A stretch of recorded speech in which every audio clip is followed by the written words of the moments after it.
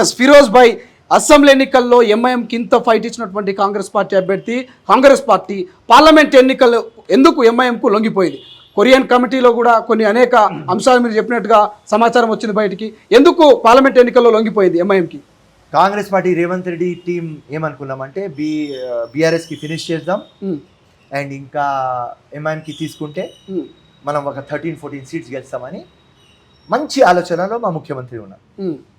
కానీ అది మైనస్ అయింది, పొలిటికల్ పోలరైజేషన్ అయింది. ఓకే, మొత్తం హిందూలో హిందుత్వ ఎవరికి ఉంటుంది, వాళ్ళు ఏమనంటే కాంగ్రెస్ పార్టీ సామాజిక న్యాయం పార్టీ కనిపిస్తలేదు, కాంగ్రెస్ పార్టీ సెక్యులర్ పార్టీ కనిపిస్తలేదు, కాంగ్రెస్ పార్టీ ఇండియా పార్టీ కనిపిస్తలేదు, కాంగ్రెస్ పార్టీ ఒక తుర్క పార్టీ కనిపిస్తున్నది అని పోయినారు.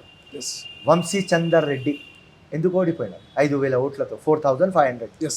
కట్టోడు మంచోడు ఎందుకు ఓడిపోయినారు? అసదుద్దీన్ ఖజూర్ తెప్పించారు. కాంగ్రెస్ తప్పిదం వల్లనే వంశీ చందర్ రెడ్డి ఓడిపోయినట్రా? 100%. అసదుద్దీన్ వంశీకి ఖజూర్ తినిపించకపోతే ఇలా వంశీ గెలిచేది. రైట్, అసదుద్దీన్ పేరు తీసుకున్నాడు స్పీచ్లో. మల్కాజ్గిరి, కరీంనగర్, మహబూబ్ నగర్, మేదక్, నిజామాబాద్, హైదరాబాద్, సికింద్రాబాద్, చెవెళ్ళ అన్నీ ఓడిపోయినాం. ఒక్క ఖజూర్ తినిపించడం వల్ల ఇన్ని ఓడిపోయారంటారా? నో స్పెసిఫిక్ గా మహబూబ్ నగర్ ఎగ్జాంపుల్ ఇచ్చిన. ఖజూర్ తినిపించకపోతే అక్కడ వంశీ గెలిచేది. ముఖ్యమంత్రి గారి సొంత జిల్లా ఎందుకు ఓడిపోవాలనుకుంటారు అక్కడ? ముఖ్యమంత్రి మంచి ఆలోచించినాడు, కానీ అది పొలిటికల్ పోలరైజేషన్ లో టర్న్ అయిపోయింది. దానికోసం 8 ఎమ్మెల్యేస్ పెట్టుకొని బీజేపీ 8 గెలిచింది. ఓకే, మేం 64 + 1 సిపిఐ, అక్కడ ఆ టైంలో బీఆర్ఎస్ నుంచి వచ్చినారు ఒక 4, 69 + ఎంఐఎం 7, 76 పెట్టి 8 గెలిచినాం. బీజేపీ తోకా పార్టీ 8 పెట్టుకొని 8 గెలిచినారు. పొలిటికల్ పోలరైజేషన్ అయింది. దేనికోసం అయింది? కాంగ్రెస్ అంటే సెక్యులర్, కాంగ్రెస్ అంటే సామాజిక న్యాయం, బీసీ ఎస్సీ మైనారిటీ అందరికీ ఒక్కటే కళ్ళతో చూసే పార్టీ కాంగ్రెస్. ఈ ఫాల్తూ నా కొడుకు వచ్చినారు కదా అసదుద్దీన్,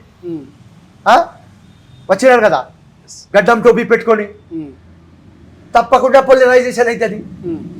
ఓకే, అక్కడ బీజేపీ పార్టీ బొట్టు పార్టీ గడ్డం టోపీ కనిపిస్తున్నది.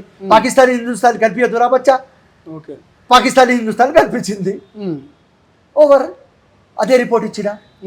రేవంత్ రెడ్డి రాంగ్ చేస్తాడని చెప్తలేను, కాంగ్రెస్ రాంగ్ చేసింది అని చెప్తలేను, కానీ Congress formula Revanth Reddy formula fail అయింది.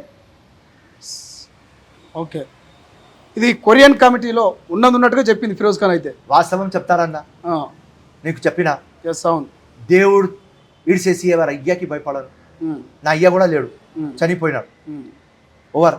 ఎవరు అయ్యాకి భయపడరు. ఏది వాస్తవం నాకు కనిపిస్తే రాజకీయం మొదలు పెట్టినా రాజకీయం ఎండ్ దాకా బతికినప్పుడు ఉన్నప్పుడు దాకా వాస్తవాలు చెప్తా. నేను కాంగ్రెస్ పార్టీలో ఉన్నా. కాంగ్రెస్ గట్టిగా కావాలి, మా కార్యకర్త గట్టిగా కావాలి, మా ఎంపీలు ఎక్కువ గెలవాలి, నరేంద్ర మోదీ అక్కడ ఓడిపోవాలి, ఇండియా బ్లాక్ రావాలి, రాహుల్ గాంధీ ప్రధానమంత్రి కావాలి. ఆ తపనతో ఉన్నాం. సో పొలిటికల్ పోలరైజేషన్ అయింది కాబట్టి 13-14 సీట్స్ గెలవలేదు. లేకుంటే సికింద్రాబాద్ గెలవం, నాగేందర్ గెలుస్తాడు. ఇక్కడ మల్కాజ్గిరి ఎందుకు గెలవం, చెవెళ్ళ ఎందుకు గెలవం, మహబూబ్ నగర్ ఎందుకు గెలవం? సింపుల్. ఈ 4-5 సీట్స్ ఎట్లా గెలిచేది సీట్స్? పొలిటికల్ పోలరైజేషన్ అయింది అని పీకింది. ఎవరైనా పని చేస్తారా భయ్? ఓకే, గెలిచిన వాళ్ళు బీజేపీతో మన తప్పుతో వాళ్ళు గెలిచినారు. అరే వాళ్ళు మంచి షాట్ కొడతారా భయ్ అని చెప్తే ఓకే రా భయ్, మనం రాంగ్ బాల్ వేస్తాం కాబట్టి షాట్ కొట్టినారు. అదే నా ఆవేదన. ఓకే, ఎవరి గురించి నాకు అగేన్స్ట్ లేదు, కానీ మన తప్పు డిసిషన్ కాబట్టి ఓడిపోయినాం. అసలైన తొలి వెలుగు. ఫాలో వాట్సాప్ @తొలి వెలుగు official.